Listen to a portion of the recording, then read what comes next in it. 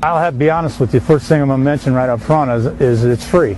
I like this service when it's free because, you know, you can tie up a lot of money in different services, and from experience I found out that sometimes you can pay a lot of money and you may not be getting that much out of it.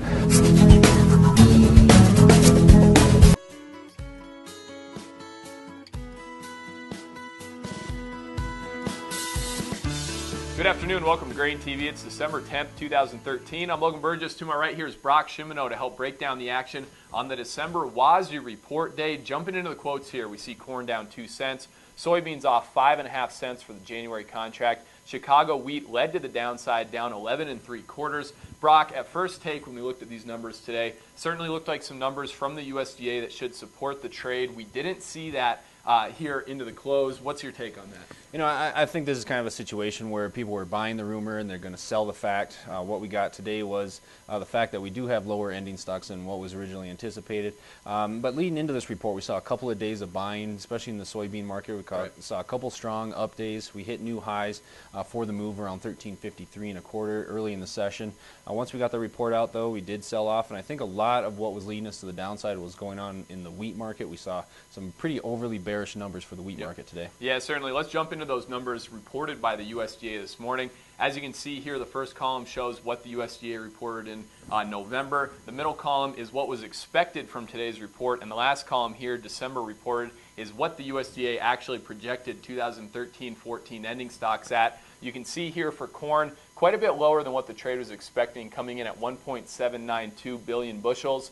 Brock, quite a bit lower, as I said. Where were some of the surprises? What are some things that traders were really looking at there? You know, we were looking at some of the demand side revisions. I think one of the surprises for the market was the ethanol revision higher for the use of corn.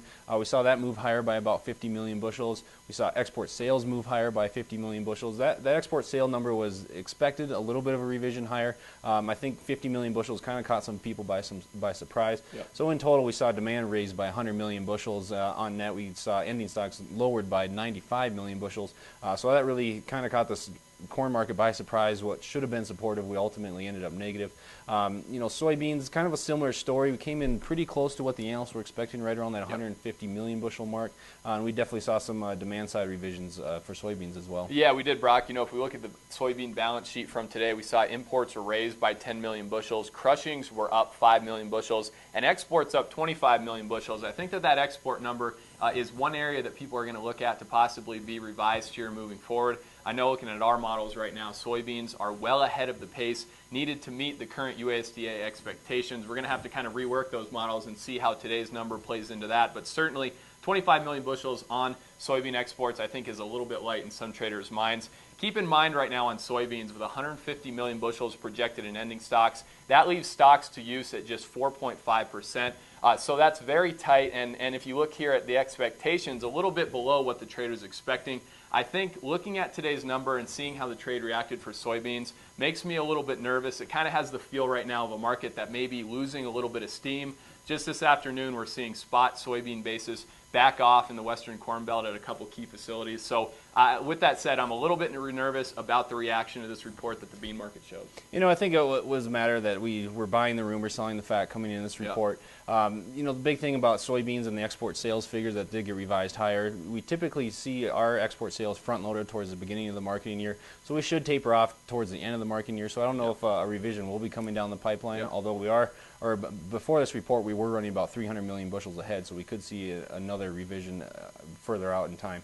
You know, let's not forget about wheat here, though. Wheat was expecting a pretty large revision to the downside by 18 million bushels was what was expected. We saw a revision actually higher by 10 million bushels, and all that was coming from increased anticipated imports. So we didn't see any demand side revisions for wheat, but we did see those imports increase by about 10 million bushels. Yeah, you know, one thing that was important in today's report, Brock, was the world ending stock number. I know, you know, over the last several months, a lot of the focus has just been on the U.S. stocks. But as we move into the winter here in more of an export-focused market, those world-ending stocks are going to become more and more important. Take a look here at this table. You can see that for corn-ending stocks, those came in a little bit lower than what the trader was expecting. That could be something that's going to support the corn market here moving forward. I think, though, the big focus in today's report was world soybean ending stocks. Take a look here.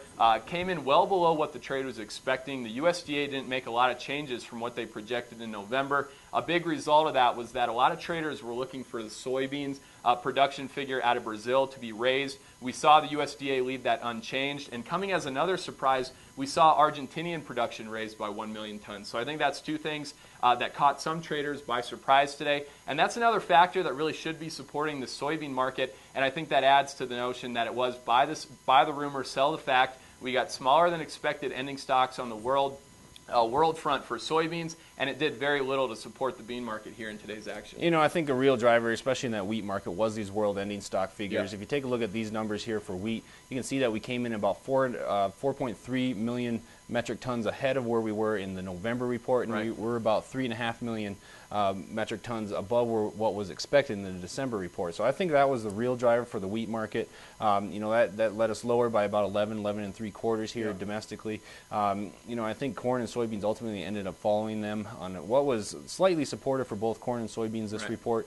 We saw an overly bearish report for wheat, and I think that really pulled the market down here today. Yeah, certainly. Well, at the close today, a lot of red on the board. It's going to be good to see how this grain market reacts in tomorrow's trade. Are we going to see a follow-through on today's weakness, or are traders going to sleep over these numbers a little bit and may come back in and find some buying interest in tomorrow's trade? As I said, it's going to be important to watch that. Fundamental news coming out this week for the grain market. We're going to be getting EIA ethanol numbers out tomorrow. Expect a very strong number there once again. The ethanol crush margin remains near $4 a bushel, so that's really giving it a lot of an incentive to produce ethanol here at the moment. Thursday, we'll be getting export sales, and that's going to be watched very closely. That was a highlight of today's report for a lot of traders. We'll keep you posted on both of those reports as they come out this week. In general, though, that wraps up what we saw here on a Tuesday for a WASDE report day on GrainTV. General weakness across the grains. We'll have to see how they respond tomorrow. Thanks for joining us. We'll see you then.